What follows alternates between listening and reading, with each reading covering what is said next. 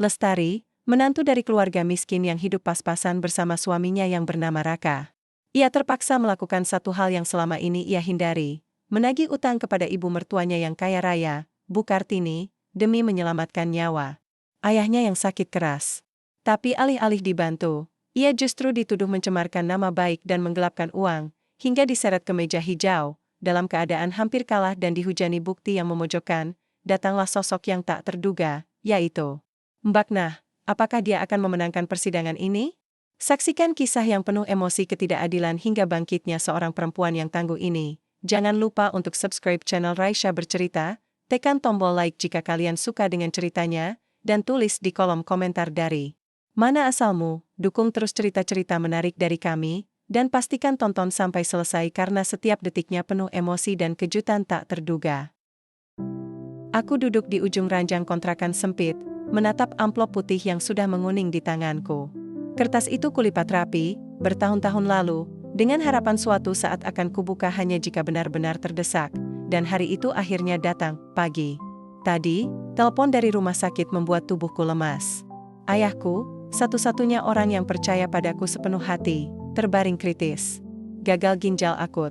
Dokter bilang, kalau tidak segera cuci darah dalam 2 hari ke depan, maka aku harus bersiap untuk kemungkinan terburuk. Masalahnya, aku tak punya uang. Gaji kerja sambilan sebagai penjaga toko hanya cukup untuk makan dan bayar sewa kontrakan petak ini.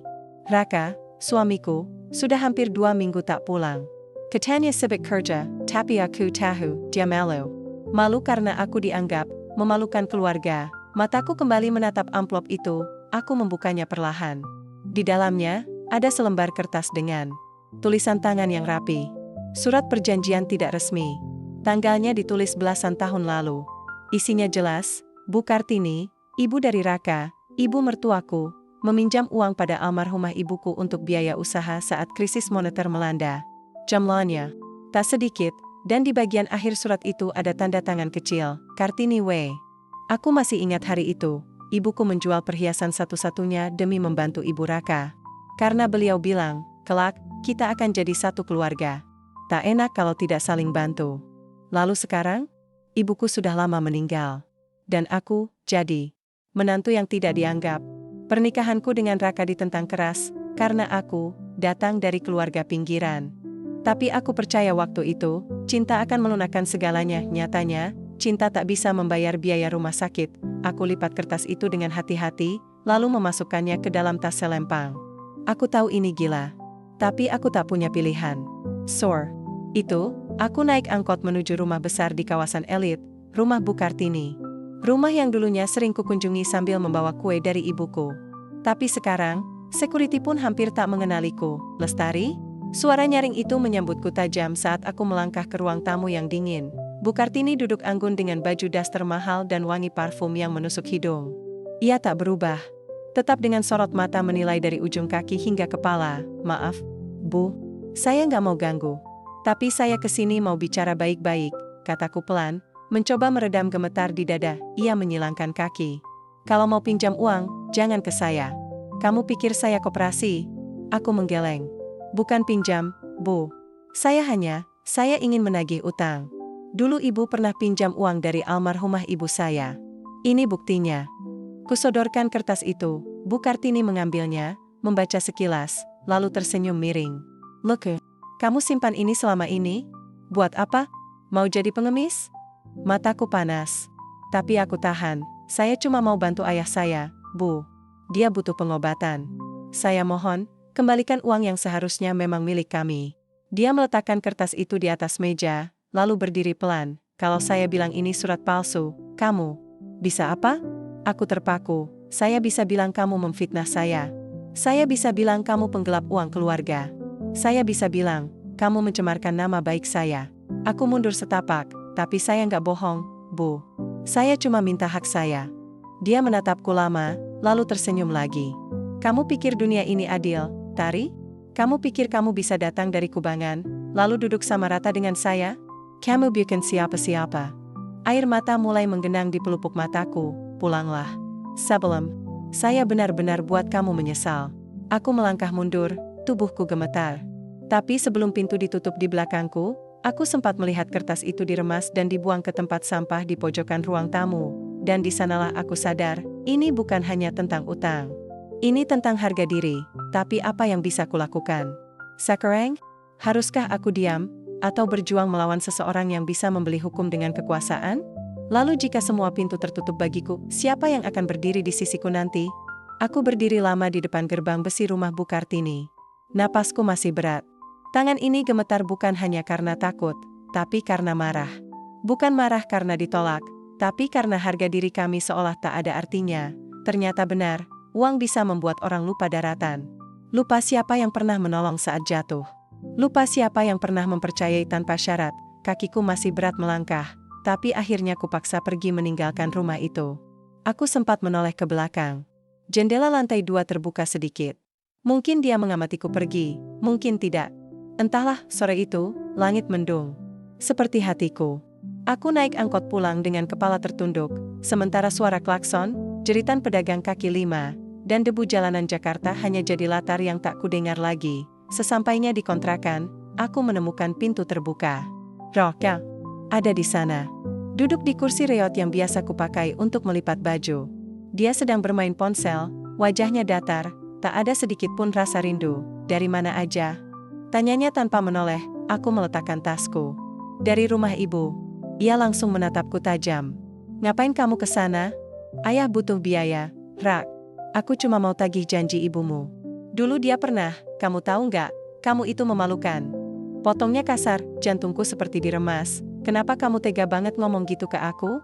Kamu pikir bisa datang-datang ke rumah ibu dan minta uang? Kamu kira ibu bakal percaya kamu? Kamu bawa-bawa surat butut nggak jelas, terus harap semuanya selesai? Rak, itu bukan surat butut. Itu bukti utang ibumu sama almarhumah ibu aku. Surat itu nggak ada materainya? Nggak dinotariskan? Itu nggak bisa dijadikan bukti apapun. Ia berdiri, wajahnya kini sangat dekat dengan wajahku. Aku Mandar Sidapak. Jadi kamu lebih percaya ibumu daripada istrimu sendiri? Aye Manggalang Pelan, Matanya Menusuk. Aku percaya siapapun, asal bukan kamu. Kata-kata itu seperti cambuk, aku mengangguk pelan, air mataku jatuh satu-satu. Bukan karena dia tak membela, tapi karena ternyata aku benar-benar sendirian, Raka. Merai ts kerjanya. Mulai malam ini, aku nggak akan pulang ke sini dulu. Aku butuh waktu. Waktu buat apa? Tanyaku lirih, buat mikir, apa kita ini masih layak disebut rumah tangga? Pintu ditutup keras di belakangnya. Suara itu bergema di dada, memantul, dan memukul sisi hatiku yang paling rapuh. Malam itu, aku duduk di lantai sambil memeluk lutut. Lampu kusam kontrakan tak mampu menghangatkan rasa dingin yang merayap dari dalam tubuhku. Ayah sedang terbaring, menunggu pertolongan. Suamiku pergi. Ibu mertuaku mengancam, aku sendirian, hanya ada aku, dan Tuhan, dan dalam hening malam itu, aku berjanji pada diriku sendiri, aku akan lawan. Meski harus berdiri sendiri. Tapi, apa aku cukup kuat melawan? Seseorang seperti Bu Kartini yang bisa membeli semua kebenaran? Pagi itu, aku bangun dengan mata sembab. Tapi ada satu hal yang tak kupunya kemarin. Tekad, aku tahu aku bukan siapa-siapa. Tapi aku juga tahu satu hal, orang kecil hanya akan terus diinjak kalau diam. Dan aku sudah cukup lama diam, dengan tangan gemetar, aku mencari nomor seorang teman lama di ponselku. Namanya Nia. Kami dulu kuliah bareng, walau aku tak tamat karena harus kerja dan bantu merawat ibu. Nia sekarang jadi paralegal, suka bantu orang-orang yang tertindas secara hukum. Aku tak tahu apakah dia masih ingat padaku, tapi aku tak punya banyak pilihan. Ku telepon dia, halo, suaranya terdengar cerah, Nia, ini aku, Lestari. Hening sesaat. Lalu suara ceria itu berubah hangat. Tari? Astaga, kamu kemana aja? Ya Allah, kamu masih pakai nomorku? Kenapa suaramu lemes banget? Aku menarik napas. Lalu ku ceritakan semuanya. Tentang ayahku yang sakit. Tentang utang lama Bu Kartini. Tentang surat itu. Tentang ancaman. Tentang Raka yang pergi. Di ujung telepon, Nia diam lama. Tari. Aku nggak janji bisa banyak bantu, tapi dengerin aku baik-baik. Surat itu meskipun nggak ada materai, bisa jadi bukti pendukung. Apalagi kalau kamu bisa cari saksi. Minimal, itu bisa buka pintu gugatan perdata. Saksi? Ayah. Siapapun yang tahu tentang transaksi itu. Bisa tetangga almarhumah ibumu, Atau siapapun yang dengar dan lihat sendiri ibumu bantu Bu Kartini. Aku menatap langit-langit kamar. Ingatanku berkelabat ke masa kecil. Siapa ya? Siapa yang tahu tentang itu? Tiba-tiba wajah Pak Somad muncul dalam pikiranku. Beliau dulu tetangga di Kat yang suka antarjemput ibu kalau belanja emas buat dijual. Beliau yang juga pernah jadi saksi ibu saat mengantar uang ke rumah Bu Kartini. Aku langsung bangkit dan bersiap. Siang itu, aku pergi ke rumah Pak Somad yang kini tinggal bersama anaknya di gang kecil di daerah Tebet.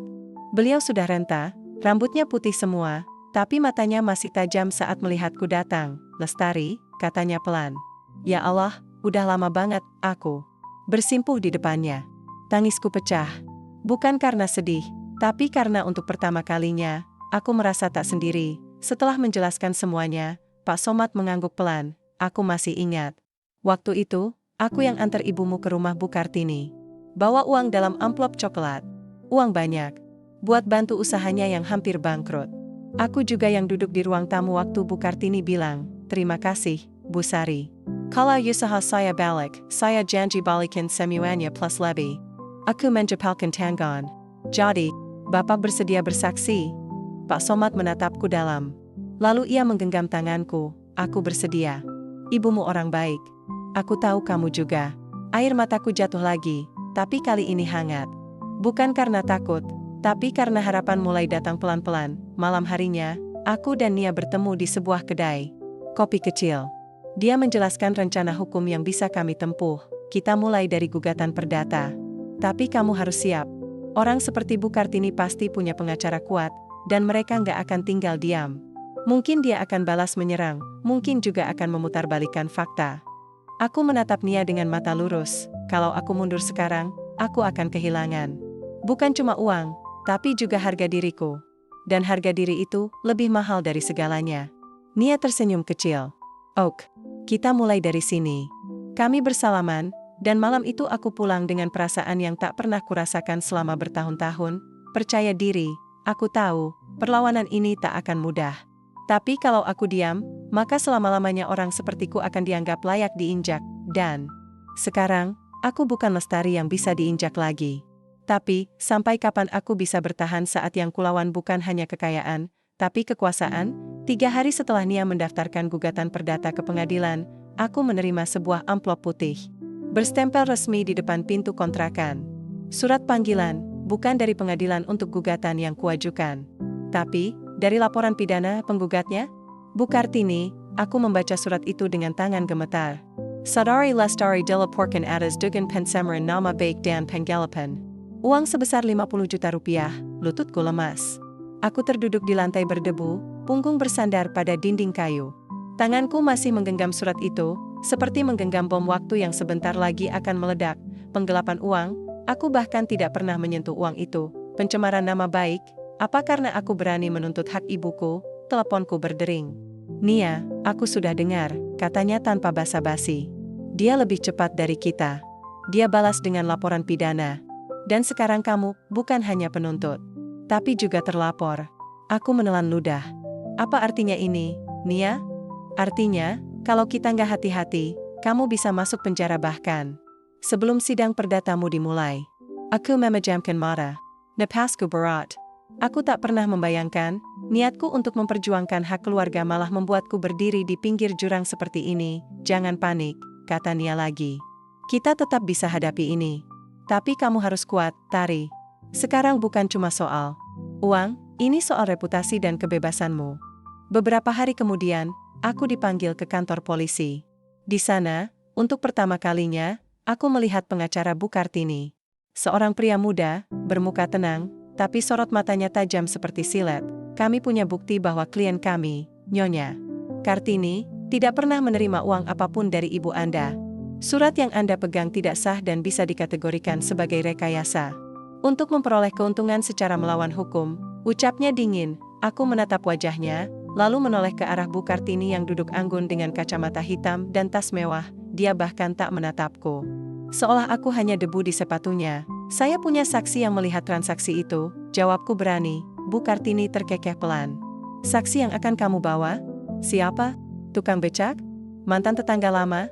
"Maaf, sayang, suara mereka nggak punya nilai apa-apa di pengadilan." Aku menjepalkan tangan di atas pangkuan. Aku ingin membalas.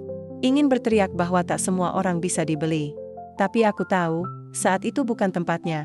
Pemeriksaan selesai, dan aku pulang dengan kepala menunduk. Di halte bus, aku duduk sendiri. Di sekitarku, orang-orang berlalu lalang dengan urusan mereka masing-masing. Sementara aku, hidupku seperti diseret masuk ke jurang yang makin gelap. Aku hampir menyerah malam itu. Di kontrakan, aku duduk di lantai sambil memandangi foto ibu dan ayah. Ibu, kenapa semua ini jadi serumit ini? Bukankah kita cuma menagih hak kita? Bisikku lirih, seolah menjawab. Tiba-tiba ponselku berdering. Nia lagi, Tari, ada hal penting. Apa? Kita harus cari bukti tambahan. Apapun, catatan, kwitansi, pesan, atau bahkan seseorang dari rumah Bu Kartini yang tahu sesuatu. Aku terdiam, seseorang dari rumah itu, tiba-tiba aku teringat seseorang. Sosok yang selalu diam, tak pernah ikut campur, tapi selalu hadir setiap kali aku datang ke rumah itu dulu, Mbak Nah. Pembantu setia Bu Kartini, dia tahu banyak. Mungkin terlalu banyak, tapi, beranikah dia berbicara? Kalau semua pintu sudah tertutup, mungkinkah kebenaran masih bisa masuk dari jendela kecil yang nyaris tak terlihat? Aku berdiri ragu-ragu di depan rumah besar Bu Kartini. Pintu gerbang tinggi menjulang, menjauhkan siapapun yang tak dianggap pantas untuk masuk. Seperti aku, dulu, rumah ini tempatku berteduh dari panasnya dunia setelah menikah dengan Raka. Kini, setiap dindingnya terasa seperti musuh yang mengintai. Ku pencet bel, beberapa detik kemudian, suara lembut yang tak asing menjawab dari intercom. Siapa? Mbak Nah, ini aku, Lestari. Tolong, aku butuh bicara. Hening sejenak, lalu suara. Pintu otomatis terbuka. Aku melangkah masak dengan data berdegap kencang, kami duduk di dapur belakang. Dapur yang dulu sering jadi tempat curhat rahasia antara kami berdua, Mbak Nah terlihat lebih tua dari terakhir kali aku melihatnya. Tapi matanya masih ramah, atau setidaknya, dulu begitu. Kini, ada keraguan di sana, aku tahu ini berat, Mbak, kataku pelan. Tapi aku butuh bantuan.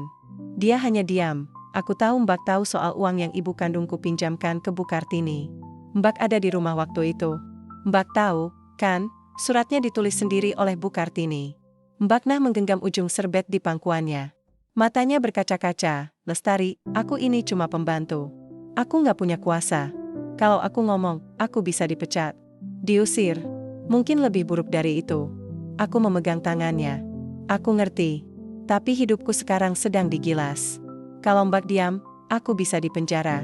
Ayahku mungkin meninggal tanpa bisa berobat. Mbak, satu kalimat dari Mbak bisa menyelamatkan semuanya. Mbak Nah menunduk. Lama sekali, lalu dia menggeleng pelan. Maaf, aku nggak bisa. Hatiku seperti diremas, aku berdiri. Baik, Mbak. Aku paham. Langkahku lunglai saat keluar dari rumah itu. Dunia rasanya makin sempit. Satu-satunya orang yang kupikir bisa jadi kunci, memilih menutup mulutnya. Aku pulang dengan kepala berat. Sore itu, ayahku batuk darah. Aku panik, segera membawanya ke puskesmas. Tapi mereka bilang, harus ke rumah sakit karena kondisinya sudah terlalu parah. Tapi bagaimana? Aku bahkan tak punya uang untuk ambulans, air mataku jatuh di balik masker. Saat duduk di ruang tunggu, ayahku, yang dulu menggendongku keliling pasar dengan bangga, kini terbaring lemah di ranjang pinjaman. Dan aku tak bisa melakukan apa-apa. Malamnya, Raka datang ke kontrakan. Dengar, Tari, katanya ketus. Ibu bilang, kalau kamu mau cabut semua tuntutan dan minta maaf, laporan pidana bisa dibatalkan. Kamu bisa keluar dari semua ini. Aku menatap wajah suamiku itu, pria yang dulu kubela mati-matian di depan keluargaku. Yang dulu berjanji akan selalu melindungiku, kini berdiri di hadapanku sebagai utusan ibunya. Jadi kamu kesini bukan karena ayahku sekarat? Tanyaku, dia diam, aku menggeleng. Keluar dari rumah ini, Raka. Mulai sekarang, jangan pernah datang lagi kecuali kamu membawa keadilan. Bukan ancaman. Wajahnya berubah marah. Kamu nggak tahu siapa yang kamu lawan, Tari. Kamu pikir bisa menang lawan ibu? Hukum itu mainannya orang kaya. Aku tersenyum pahit. Mungkin. Tapi orang miskin yang dipaksa bertahan, bisa lebih nekat dari yang kamu bayangkan. Dia membanting pintu saat pergi. Malam itu, aku duduk di sisi tempat tidur. Ayah, kutatap wajahnya yang semakin pucat. Lalu kubuka lagi surat panggilan polisi itu. Kukira aku sudah kuat. Tapi ternyata, aku mulai goyah. Namun sebelum benar-benar terjatuh, tiba-tiba ponselku berbunyi. nomor tak dikenal. Aku angkat dengan ragu. Lestari, suara perempuan berbisik. Iya. Siapa ini? Ini. Mbak Nah. Aku langsung berdiri dari dudukku. Saya nggak bisa tidur, Tari. Apa yang kamu bilang siang tadi? Terus terngiang. Saya sudah terlalu lama diameter dan saya tahu, kalau saya teres diam. Saya sama jahatnya dengan orang yang bak lawan. Aku menggigit bibirku, menahan tangis. Saya bersedia bersaksi. Tapi, apakah keberanian seorang pembantu cukup untuk mengungkap kebusukan yang disembunyikan oleh kekuasaan? Hari itu akhirnya tiba, langit mendung sejak pagi, seolah mengerti betapa beratnya langkahku menuju ruang sidang. Kakiku terasa seperti diseret. Nafasku pendek. Di tangan, ku genggam map berisi salinan bukti, surat pengakuan yang dulu kutemukan. Dan surat panggilan sidang pertama. Nia sudah menungguku di lobi gedung pengadilan. Ia mengenakan setelan jas sederhana, tapi sorot matanya tajam seperti biasa. Tegas. Tak tergoyahkan, kamu yakin dia akan datang? Tanyanya sambil berjalan mendampingiku ke ruang tunggu. Aku mengangguk, meski dalam hati ada getaran ragu. Tadi malam dia menelpon. Katanya, dia sudah siap. Kalau dia nggak muncul, Nia tak menyelesaikan kalimatnya. Tapi aku tahu. Artinya, kalau Mbak Nah tak datang dan bersaksi, maka semua ini akan jatuh. Termasuk aku, di dalam ruang sidang, Bu Kartini duduk dengan angkuh di deretan penggugat. Mengenakan kebaya berwarna emas muda, lengkap dengan bros berlian yang berkilau. Menyilaukan mata. Di sampingnya, Raka duduk tanpa ekspresi, tak sekalipun melirik ke arahku. Aku duduk di bangku tergugat, ditemani Nia. Tanganku dingin. Jantungku berdetak-tak karuan. Begitu sidang dibuka, suara palu hakim bergema seperti genderang perang. Hakim mempersilakan pihak penggugat menyampaikan keterangan. Pengacara Bu Kartini tampil percaya diri. Ia menyatakan bahwa Lestari telah menyebarkan fitnah tanpa bukti sah, dan mencemarkan nama baik keluarga terhormat yang selama ini dikenal bersih dan dermawan. Tidak ada catatan resmi utang, katanya sambil menatap ke arahku. Tidak ada transfer. Tidak ada kwitansi yang sah. Bahkan, surat yang diklaim ditulis oleh klien kami tidak memiliki saksi atau legalitas hukum. Aku ingin berdiri dan membela diri. Tapi Nia menahanku dengan sentuhan tangan pelan. Nanti, Tori, biarkan mereka dulu. Kemudian tiba giliranku. Dengan suara gemetar tapi jelas, aku maju. Ayah saya sakit keras. Kami tidak minta belas kasihan. Kami hanya menagih apa yang seharusnya menjadi hak kami, ujarku. Lalu, dengan tangan bergetar, kutunjukkan surat yang ditulis tangan oleh Bu Kartini bertahun lalu, pernyataan bahwa beliau menerima sejumlah uang dari ibu kandungku. Ini suratnya. Saya tahu ini mungkin tak punya kekuatan hukum besar. Tapi saya yakin kejujuran tak selalu ditulis dengan meterai, kataku lirih, ruangan hening. Hakim memandangi surat itu. Pengacara Bu Kartini langsung berdiri, keberatan keras. Tapi hakim mempersilakan saksi tambahan untuk dipanggil. Nia menoleh padaku. Ini waktunya. Pintu belakang ruang sidang terbuka, dan di sanalah dia, Mbak Nah. Melangkah masuk, mengenakan baju sederhana dan kerudung polos. Langkahnya kecil tapi pasti. Semua mata tertuju padanya, termasuk Bu Kartini yang langsung pucat. Siapa ini? Tanya hakim. Saya pembantu yang telah bekerja di rumah Bu Kartini lebih dari 20 tahun. Jawabnya, suaranya bergetar. Dan saya menjadi saksi saat uang itu diserahkan langsung oleh ibu kandung Lestari kepada Bu Kartini, disertai surat pernyataan yang ditulis tangan. Pengacara Bu Kartini langsung berdiri, mencoba membantah. Tolong dicatat, Yang Mulia, saksi. Ini tidak berada dalam daftar dan dia punya hubungan dekat dengan tergugat. Hakim mengangkat tangan, kita akan dengarkan keterangannya. Lanjutkan. Dan disitulah semuanya mulai terbongkar. Dengan suara yang makin mantap, Mbak Nah menceritakan malam itu. Bagaimana ibu kandangku datang dengan uang dalam tas plastik. Bagaimana Bu Kartini awalnya menolak tapi kemudian menerimanya diam-diam. Dan bagaimana ia memaksa Mbak Nah untuk merahasiakan semuanya, dengan ancaman pemecatan. Maafkan saya, Tari. Ucap Mbak Nah menahan tangis. Saya takut. Tapi sekarang saya lebih takut lagi, takut melihat kata-kata menang. Suasana ruang sidang berubah tegang. Bu Kartini berdiri dari kursinya, menunjuk wajah Mbak Nah. Pengkhianat. Kamu cuma pembantu.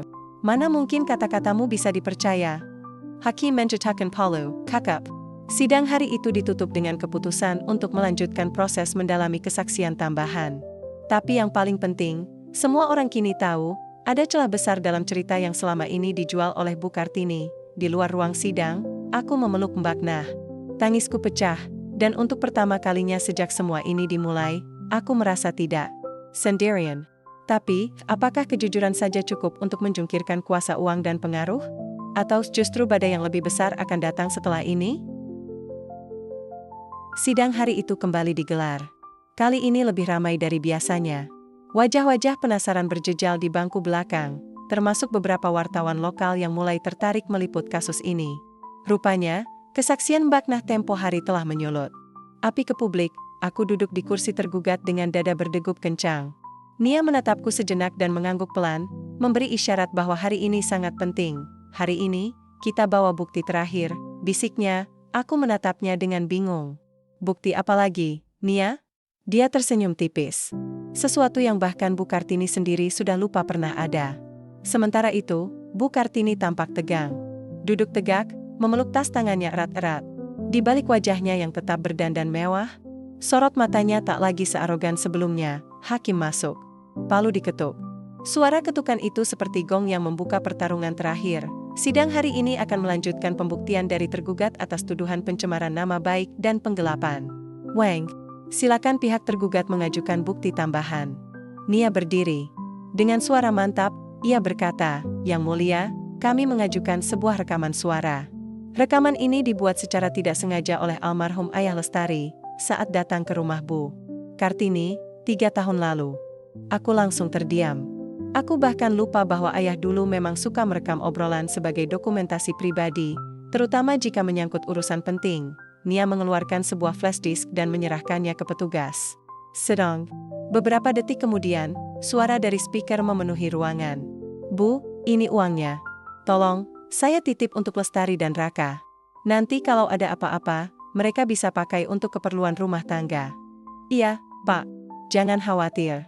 Saya simpan. Baik-baik. Tapi, ya jangan cerita ke Raka dulu. Biar anak-anak nggak bingung. Baik, Bu. Saya percaya. Suwani. Lalu terdengar lagi suara gesekan kursi, disusul suara Bu Kartini yang lebih pelan. Uang sebanyak ini, lumayan juga. Kalau anak itu nanti nyusahin Raka, ya bisa saya pakai untuk jauhin dia. Maaf, Bu? Apa maksud Ibu? Maksud saya. Ya, semoga saja nggak kejadian. Dek.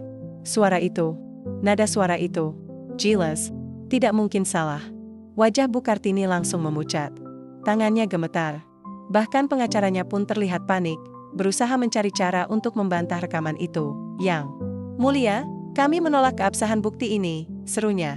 Rekaman ini tidak diverifikasi tapi suara itu milik klien Anda, bukan? Potong hakim tajam. Apakah klien Anda membantah bahwa itu suaranya? Pengacara terdiam. Mentally, ke Bu Kartini yang tak menjawab. Hanya menunduk, wajahnya penuh amarah dan takut. Aku menatapnya. Wanita yang dulu kukagumi sebagai ibu mertua. Yang kuhormati meski dia tak pernah menerima kehadiranku.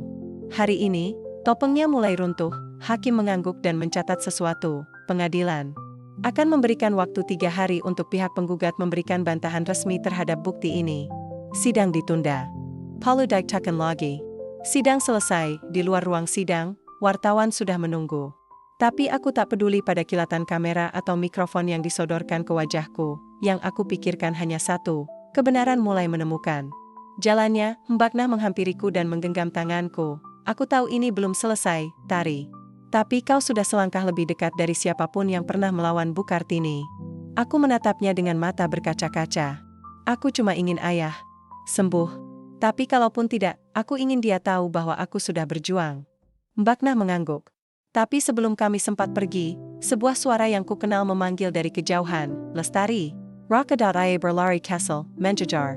Wajahnya pucat. Pandangannya tak seperti biasanya, tidak datar, tapi penuh kebingungan dan kesedihan. Kita harus bicara, katanya.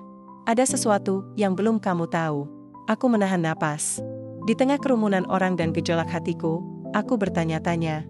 Apalagi yang disembunyikan?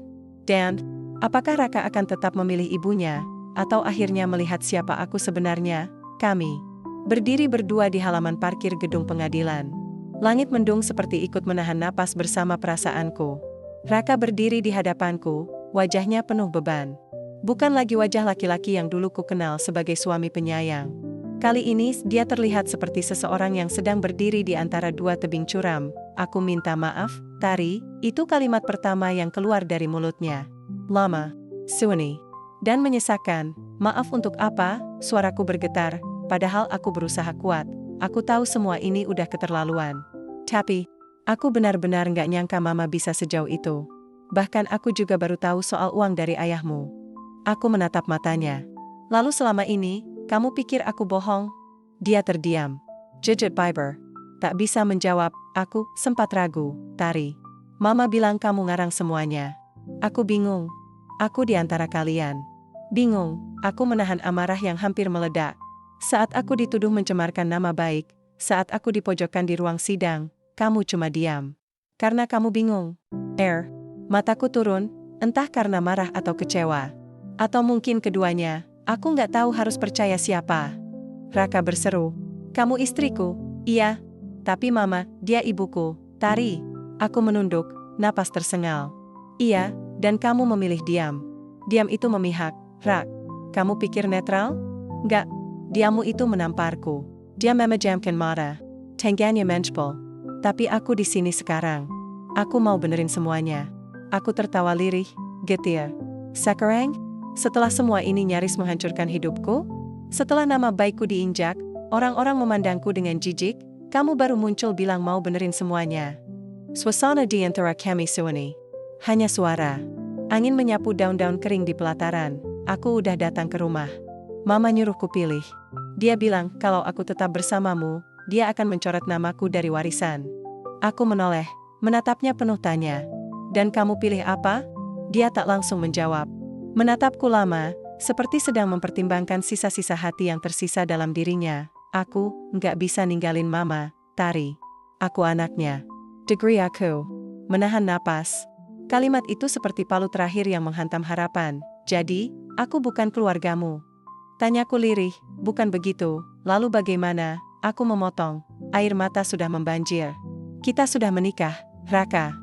Aku ikut kamu dari rumah sempitku ke dunia yang penuh penolakan ini karena aku percaya kamu akan jadi tempat pulang.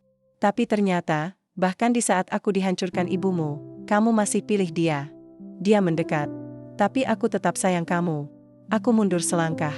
Menahan diri untuk tidak jatuh lebih dalam, senta tanpa keberanian bukan apa, Raka. Kamu sayang padaku, tapi kamu lebih takut kehilangan warisan daripada kehilangan aku. Aku menghela napas, menyeka air mata, aku udah cukup berjuang.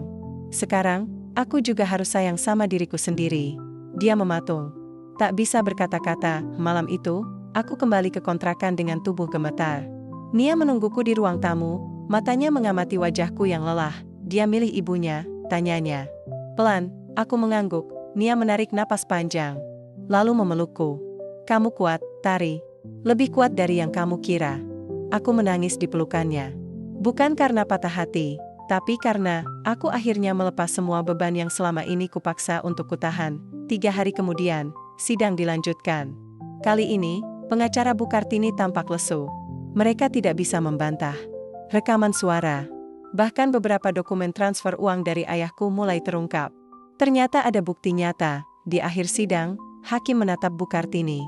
Berdasarkan bukti dan saksi yang ada, pengadilan menyatakan Lestari tidak bersalah atas tuduhan pencemaran nama baik dan penggelapan uang.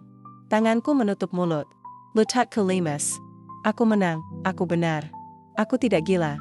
Aku tidak mengada-ada, tapi saat kuarahkan pandangan ke bangku pengunjung, kursi itu kosong. Raka tidak datang. Bahkan setelah kebenaran terungkap, dan di sanalah aku tahu bahwa kadang kebenaran tidak datang bersama orang yang kita cintai. Tapi datang untuk membebaskan kita. Tapi jika aku sudah bebas, apa yang akan kulakukan dengan kebebasan itu? 3 minggu sejak vonis itu dijatuhkan, namaku akhirnya bersih. Tapi tidak dengan hatiku, luka itu masih ada. Kadang terasa perih saat malam datang. Tapi aku belajar, luka tidak harus selalu disembuhkan. Ada kalanya cukup dengan diterima. Aku memilih pindah dari kontrakan kecil itu. Bukan karena malu, tapi karena aku butuh memulai hidup baru, di tempat yang tidak mengingatkanku pada tangisan malam-malam penuh ketakutan. Nia, kamu yakin mau ikut? Tanyaku di depan stasiun kereta. Dia mengangguk mantap. Setelah apa yang kamu lewati, masa aku tega ninggalin kamu sendirian? Aku tersenyum, lalu memeluknya. Di saat semua orang pergi, Nia tetap ada. Dia bukan sekedar sahabat. Dia rumah, kami pergi ke kota kecil di Jawa Tengah, tempat asal almarhum ayahku. Di sanalah aku ingin membangun ulang hidupku. Dari awal. Tanpa bayang-bayang Raka. Tanpa nama. Besar keluarga Kartini, hari-hariku kini jauh berbeda. Aku mengajar anak-anak mengaji di musola kecil belakang rumah. Aku juga mulai jualan makanan ringan buatan sendiri lewat media sosial. Pelan, tapi pasti, aku kembali bernapas sebagai lestari. Bukan lagi saya menantu miskin yang dahina. Tapi perempuan yang bertahan, kadang ada pesan masuk dari Raka. Sekadar menanyakan kabar. Kadang hanya satu kata, maaf. Tapi aku tidak pernah membalas, bukan karena benci. Tapi karena aku tahu, kali ini aku harus memilih diriku sendiri. Suatu sore, saat aku selesai mengajar, seorang ibu paruh baya datang menghampiriku. Bajunya sederhana, matanya berkaca-kaca. Kamu, Lestari, kan? Tanyanya dengan suara lirih, aku mengangguk. Iya, Bu. Ada yang bisa saya bantu? Ikut saya sebentar, katanya Pelin. Saya punya sesuatu untuk disampaikan. Dari seseorang yang sudah meninggal. Dek, aku terdiam, tapi tetap mengikuti langkahnya. Kami sampai di rumah sederhana. Di Yujang Gang. Di dalamnya, ada meja kayu tua dengan sebuah kotak kecil di atasnya. Ibu itu menyerahkan kotak itu padaku. Ini, titipan almarhum bapakmu. Beberapa minggu sebelum beliau wafat, dia kirim ini lewat saya. Katanya kalau kamu sampai menang, dia ingin kamu tahu bahwa dia percaya sama kamu, selalu. Aku gemetar saat membuka kotaknya, di dalamnya ada selembar surat yang sudah lusuh. Dan sebungkus uang dalam amplop coklat. Tapi bukan jumlahnya yang membuatku menangis, tapi kalimat terakhir di surat itu. Tari, kalau kamu baca ini, berarti kamu sudah berhasil melawan. Teruslah berdiri, meski sendirian. Karena anakku bukan perempuan lemah. Dia perempuan yang bangkit, aku tak bisa menahan tangis. Ternyata, bahkan dari surga, ayah tetap menjadi sandaran yang paling kuat malam itu. Aku menatap langit. Tidak lagi penuh keluhan atau luka. Tapi syukur, ayah, aku berhasil. Dan untuk pertama kalinya setelah sekian lama, aku tersenyum, bukan karena pura-pura kuat, tapi karena aku benar-benar merasa damai. Hidup tak pernah menjanjikan keadilan. Tapi ia selalu memberi ruang bagi yang mau berjuang. Itu yang akhirnya aku pahami. Setahun berlalu sejak persidangan itu, namaku kini bukan cuma dikenal sebagai menantu yang difitnah, tapi sebagai perempuan yang tak menyerah. Banyak yang mengundangku bicara, meminta aku berbagi kisah. Bukan karena aku pintar bicara, tapi karena aku pernah jatuh begitu dalam, dan berhasil bangkit. Aku kini punya rumah kecil sendiri, hasil dari jualan yang terus berkembang. Nia tetap jadi sahabat paling sisa. Kadang kami tertawa mengingat betapa berat dulu hidup terasa. Tapi kami juga tahu, tanpa masa-masa gelap itu, mungkin aku tak akan jadi seterang sekarang. Suatu pagi, saat sedang menyusun paket makanan untuk dikirim, ada seseorang datang ke depan rumah. Aku membuka pintu, dan terdiam. Raka, dia lebih kurus. Wajahnya lelah. Tapi sorot matanya, tidak lagi arogan. Aku tahu aku nggak pantas datang, katanya perlahan. Tapi aku perlu bilang sesuatu langsung ke kamu. Paul? Aku menahan napas. Sejenak. Lalu mengangguk, kami duduk di teras. Hening cukup lama sebelum dia berbicara. Aku minta maaf, Tari. Untuk semuanya. Untuk jadi suami yang gak membela kamu. Untuk jadi anak yang buta sama permainan ibunya. Aku, berhenti, Rak, petangku Pelin, dia terdiam. Aku menatap lurus ke matanya. Aku udah gak marah lagi. Tapi aku juga gak lagi jadi perempuan yang kamu kenal dulu. Aku sudah berubah. Bukan karena ingin balas dendam, tapi karena aku akhirnya sadar. Harga diriku gak boleh ditukar dengan cinta yang sepihak. Dia menggenggak Pelin. Matanya basah. Terima kasih karena udah pernah jadi bagian dari perjalanan hidupku. Tapi sekarang, jalanku bukan lagi bersamamu. Tak ada pertengkaran. Tak ada air mata berlebihan. Hanya kelegaan. Raka pergi membawa penyesalan. Dan aku berdiri membawa kedamaian. Beberapa bulan kemudian, aku diundang ke sebuah seminar pemberdayaan perempuan. Di hadapan ratusan pasang mata, aku berdiri di panggung kecil dengan mikrofon di tangan. Aku bukan perempuan hebat. Aku cuma perempuan biasa yang pernah jatuh, diinjak, dihina, tapi menolak untuk dikubur hidup-hidup. Dan kalian juga bisa. Jangan biarkan siapapun menentukan nilai dirimu. Tepuk tangan menggema. Tapi bagiku, bukan itu yang paling berharga. yang paling berharga adalah aku sudah memaafkan diriku sendiri. Untuk pernah diam, untuk pernah takut, dan untuk pernah hampir menyerah. Malam itu, aku menulis di buku harianku. Lestari yang dulu adalah perempuan yang ingin diterima. Lestari yang sekarang adalah perempuan yang tahu siapa dirinya. Dan untuk pertama kalinya, aku benar-benar merasa, aku menang. Tanpa harus membalas. Tanpa harus membenci, aku menang karena aku memilih berdiri. Dan perempuan yang berani berdiri, takkan pernah bisa dijatuhkan lagi.